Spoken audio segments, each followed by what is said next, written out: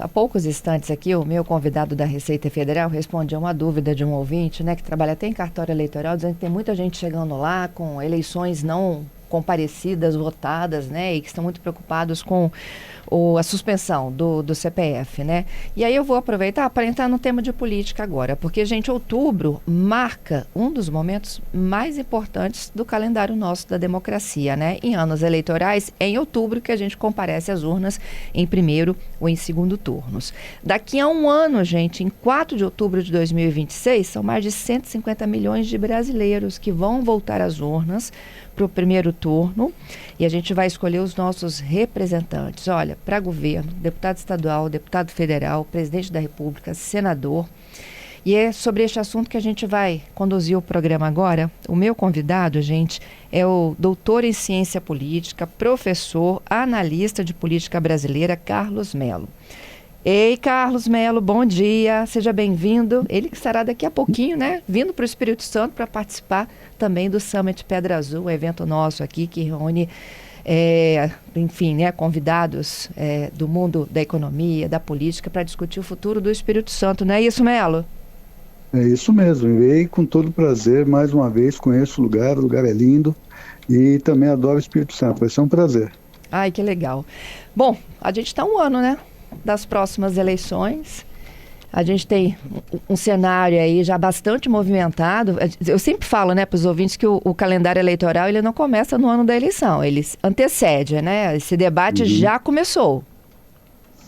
Na verdade, o calendário eleitoral ele começa no dia seguinte da Da eleição última anterior. eleição. Os políticos pensam em eleição e reeleição o tempo todo. O sistema tem essa lógica. É um problema, porque às vezes com essa obsessão acabam deixando de lado a questão fundamental, que é o bem-estar da população, não é? Mas é por isso que a população também tem que pensar em eleição, também tem que estar ligada, tem que estar muito atenta, bem informada, né, para essas questões todas, para poder cobrar os seus interesses, para que coincidam os seus interesses com os interesses dos políticos, né? Pelo menos isso é fundamental. Pois é, e os nossos interesses é que eles governem, né? Que eles não só pensem em reeleição.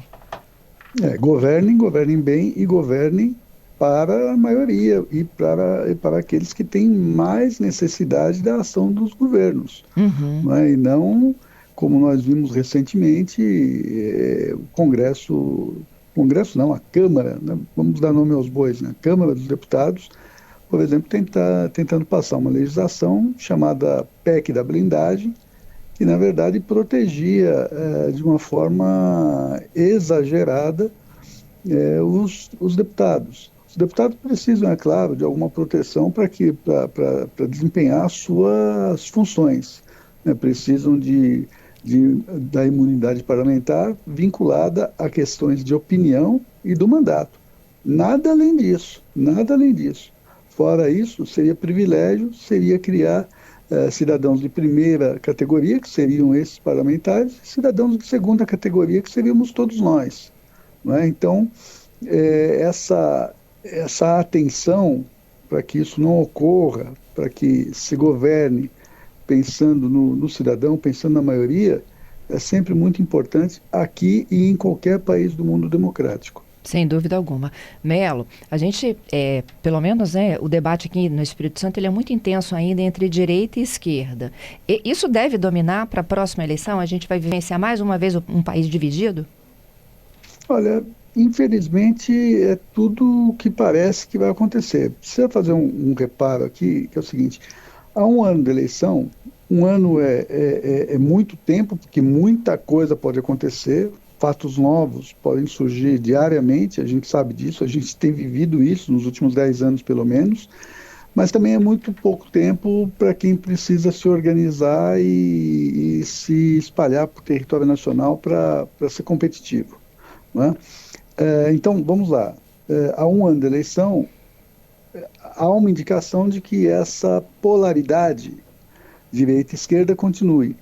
Ela é vazia de conteúdo, porque, na verdade, o eleitor deveria fugir dessa fixação e começar a exigir projetos. Quem é que tem o projeto mais adequado para as necessidades do Brasil, mais adequado para esse mundo maluco que nós vivemos, de muitas mudanças, adequado para essa nova fase da tecnologia, inteligência artificial, enfim, o potencial do Brasil. Essa deveria ser a questão central da eleição. Agora, depende muito do eleitor não cair nesse canto de sereia, não é? E começar a ser crítico com relação a essa tentativa de esvaziamento de conteúdo e esse clima mais agressivo, que sinceramente não leva a nada. A gente vê uma escada de corda também, né, Melo? Quando a gente fala aí do eleitor, é o eleitor consumidor. É a questão do imposto de renda, da reforma tributária, tem a questão do tarifaço do Trump. Tudo isso leva a uma escada de corda muito grande. Ele fica ali no meio, né? Meio assim, olha, até sendo tomado por fake news. Pois é, esse é um problema. E você sabe que eu tenho uma relação antiga com a CBN. Eu tive um quadro no programa da Petra durante vários anos. Aliás, a Petra é uma amiga querida. Enfim, eu vivo a CBN há muito tempo. A CBN cumpre um papel fundamental no sentido de não permitir que essa desinformação seja a tônica da política. Não pode ser. Não é? As redes sociais são bacanas, legais para a nossa interação e tal, mas o jornalismo profissional, aquele que checa dados, aquele que trabalha para levar a informação correta, ele ainda é central no mundo que nós vivemos. Não dá para a gente confiar no jogo político que leva à mentira, que leva ao falseamento da realidade. Não dá para a gente ir por esse caminho, não é? Agora, o eleitor tem responsabilidade com relação a isso, porque o que nós alertamos, e vocês em particular, alertam para isso o tempo todo, mostrando o que é verdade, o que não é verdade. Então, o eleitor precisa também perceber que nem sempre, no âmbito da sua bolha de redes sociais, ele vai encontrar a verdade. Às vezes ele vai encontrar a mistificação, ele vai encontrar uma manipulação em relação aos interesses de quem está manejando aquelas redes sociais. Isso é muito importante para o eleitor. A cultura política madura, avançada, é muito importante para o eleitor e, é claro, é muito importante para qualquer país, é muito importante para o desenvolvimento do Brasil. Melo, e tem eleitor que nem se dá conta que está dentro de uma bolha. Pois é, mas isso é um fenômeno interessante, moderno. Veja, aí nós temos que discutir qual é a lógica que há em torno dessas redes sociais. As redes sociais, elas descobrem quem nós somos e o que nós queremos, não é? São os tais dos algoritmos. Isso aí. De tanto você navegar pelas redes sociais, os algoritmos vão descobrindo quem é você e o que você quer ver. Daqui a pouco você tem a impressão de tudo aquilo que aparece seja o mundo. Não, aquele não é o mundo. Aquele é o mundo que você criou com o teu hábito de navegação. O mundo é muito mais amplo do que isso. Por isso que, já mencionei a Petra agora há pouco, vou mencionar de novo. Por isso que ela tem uma expressão que eu acho muito interessante, que ela fala o seguinte: é necessário enganar o algoritmo. Né? É necessário ter a cabeça aberta e começar a dar uma espiadinha também, né, nas outras bolhas, nas questões que estão no mundo, que não é exatamente o mundo do nosso interesse imediato, mas é o mundo do nosso interesse mais contínuo, mais permanente, do nosso interesse no futuro. Então é necessário ter a cabeça aberta para não ser capturado por esse processo que, no final das contas, é muito bacana, muito legal, mas pode ser enganoso. A gente passou pelo menos 2, 3 eleições, né, com esse processo aí de conscientização para fake news.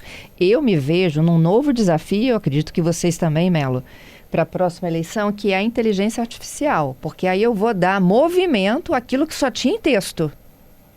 Pois é. Veja, a inteligência artificial, eu estou agora mesmo elaborando aqui uma apresentação que eu vou fazer em outra situação, e estou aqui conversando com o meu assistente de inteligência artificial. Não é? Ele é bacana, ele é legal, ele me ajuda muito, Mas veja, quem avalia, quem julga, quem filtra as informações que ele me dá, sou eu, Isso aí. não é ele. Não é?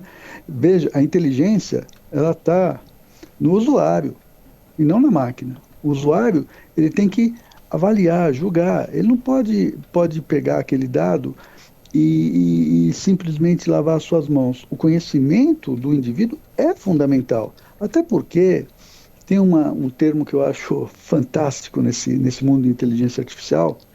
A inteligência artificial ela tem muitas alucinações. Na ânsia de buscar todo o conteúdo que existe no universo da rede, né, e fornecer aquilo para o indivíduo, ela falha, ela passa do ponto, ela exagera, ela pega referências que não existem, ela, sem querer, inadvertidamente, que não é o caso de vários políticos, ela comete fake news também. Não é? Então, no uso desse material, eu preciso ter critérios, eu preciso ter conhecimento. E isso não tem jeito. É tendo boas fontes, é ouvindo boas rádios, é acompanhando o noticiário, é lendo o bom jornal, é pegando um bom livro, enfim, é estar ligado no mundo e não nas redes. Sem dúvida. Ó, tem uma participação aqui de um dos nossos ouvintes, eles estão nos acompanhando aqui pelo YouTube, né? A pergunta dele é a seguinte, olha, no processo democrático em que a gente vive, por que o voto ainda é obrigatório? Quer comentar? Pois é, tem vários. Eu não gosto do voto obrigatório, mas compreendo. Não é? Nós temos um processo no Brasil. O Brasil é uma democracia muito jovem. Se a gente olhar para a nossa história, nós temos cento e poucos anos de república, permeado por momentos que você tem uma oligarquia que manda no país, que é a Primeira República, a tal da política do café com leite. Depois, uma ditadura, um lapso de 46 a 64, que você teve ali uma democracia bastante conturbada, uma nova ditadura, não é? E de 1985 para cá, a tentativa de estabelecer o processo democrático e, olha, com 2 impeachments no meio desse caminho e tantas outras confusões que nós tivemos, inclusive tentativas de golpe, enfim. Veja, então, essa cultura política muito, muito jovem, muito tenra, muito pouco testada, ainda precisa perceber que o voto é um direito, sim, mas também é uma obrigação do cidadão se colocar. Não é? Então, tem esse aspecto, eu compreendo isso. Por outro lado, há um efeito deletério. Pessoas que não têm o menor interesse pela política, nunca tiveram, nunca se informaram, são, de repente, obrigadas a se envolver num processo que elas não conhecem. Não é? E elas vão se envolver nesse processo da pior forma possível, se deixando à mercê de enganadores e tudo mais. Então, o voto obrigatório, que faz sentido, também tem esse efeito de você colocar para dentro do jogo pessoas que não têm interesse nesse jogo, que não querem jogar esse jogo e que acabam comprometendo o próprio jogo. Mas essa é uma discussão para a gente fazer em paralelo com uma preocupação de educação política. A gente não pode simplesmente dizer o seguinte, ó, quem não está interessado sai. Né? Porque aí a gente vai fazer uma política também aristocrática. Só aqueles que têm algum conhecimento vão se posicionar, se manifestar, vão interferir e vão comprometer a vida de todos os outros que não participaram. Então, para a gente discutir o fim do voto obrigatório, nós temos que discutir também um processo amplo de educação política, de conscientização, para que a gente possa migrar para esse processo mais aberto com qualidade. Sem dúvida. Ó, já tem uma outra participação aqui, na verdade é um elogio para você, viu? Dizendo que, olha, adorei a sua observação, Melo, né? Dizendo que a gente confia. Parabéns ao especialista, ótimas orientações, a inteligência deve vir de você. É o que você estava falando quando você domina a sua inteligência aí, né? Sim. É o Júlio. E o Saulo está dizendo... Obrigado, Júlio. O Saulo está dizendo o seguinte, o problema é que a gente confia no candidato. Aí chegando lá, eles encontram o poder, né? e acabam buscando os próprios interesses? Olha, a gente tem que, em primeiro lugar, a gente tem que confiar desconfiando. Em segundo lugar, a gente tem que acompanhar. Não é votar e virar as costas e não fiscalizar. Tem uma questão que está colocada para a política desde sempre, que é a seguinte: quem fiscaliza o fiscal? Quem guarda o guarda? Não é? Quem é autoridade sobre a autoridade? A democracia, ela é um processo complexo, onde você tem uma intensa fiscalização vindo de todos os lados. Né? Então você tem um poder fiscalizando o outro, você tem uma esfera da política municipal, estadual e a federal se relacionando e estabelecendo processos de pressão. Né? Você tem meios de comunicação, você tem redes sociais e você tem o cidadão. Né? Isso não pode ser tratado de uma forma simplória. Você tem que votar e tem que acompanhar. Né? Senão nós voltamos para aquela questão do voto obrigatório que o ouvinte colocou agora há pouco. Se é simplesmente votar, virar as costas e não lembrar mais em quem se votou, quer dizer, esse processo acaba sendo um processo de uma qualidade muito, muito ruim, não é? É isso. Melo, para a gente finalizar, a gente tem, falamos um pouco, né, de direita e esquerda, mas é inevitável de falar também dos nomes, né, dessa polarização. De um lado Lula e do outro a influência do Bolsonaro em quem ele vai indicar, né? Sim.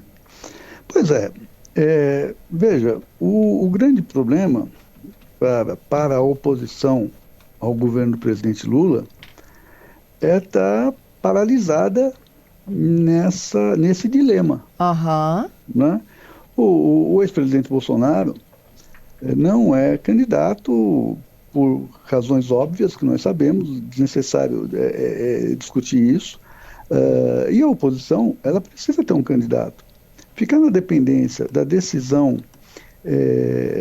do ex-presidente mais ou menos leva àquela situação em que o PT esteve em 2018, na dependência também de como agiria se o ex-presidente, naquela ocasião, o ex-presidente Lula, se colocaria ou não no processo. O que aconteceu? A decisão veio muito tarde, e aí o candidato daquele campo, da esquerda, o Fernando Haddad, teve pouco tempo para ser conhecido. Vamos lembrar que alguns setores, algumas regiões do Brasil sequer acertavam o nome do candidato, o chamavam de Andrade, né? Não era Haddad. Esse processo, esse dilema, ele é ruim para a organização das forças políticas. Foi o que eu disse para você, há um ano da eleição, parece muito tempo, porque muita coisa pode acontecer, mas para organizar o processo, para ter um candidato, para que seja conhecido em território nacional, né, um território nacional que tem tamanho de continente, né, isso é pouco tempo. Então, nesse campo da oposição ao atual governo, eu vejo os atores políticos patinando e cometendo erros brutais. Não é? A questão de não votar a agenda importante para o país, de reformas, não é? A questão da blindagem que se tentou estabelecer recentemente, também nesse campo, e a questão, por exemplo, do tarifaço, né? Da intervenção, da tentativa de intervenção do governo americano na soberania do país. Erros e mais erros às mancheias. Né? Então, veja, essa indefinição, ela leva a essa falta de direção. Né? E é claro, o outro lado, evidentemente, agradece. Se fortalece, né? Claro. Sem dúvida. De malas prontas, Melo? De malas prontas. Sim, pego o avião amanhã, no final da manhã estou por aí, respirando os ares do Espírito Santo. E são ditos os melhores, tá? Comparados ao da Suíça. Exatamente. Exatamente. Eu conheço bem o estado, eu junto com dois colegas, tem um livro a respeito do processo político do Espírito Santo dos anos 90 aos anos 2000. Foi um processo delicado, complicado, né, para quem lembra. Enfim, mas o Espírito Santo, de fato, a sociedade do Espírito Santo e as suas forças políticas conseguiram superar aquele momento e colocar o Estado num bom caminho, pelo menos um caminho muito melhor do que outros estados que ainda se debatem com seus desacertos internos. Isso aí, eu lembro. Eu acho que foi até minha última entrevista contigo, no lançamento do livro. Eu acho que sim, é verdade. Boa viagem, viu? Excelente palestra para vocês. Muito obrigado a você e aos nossos ouvintes.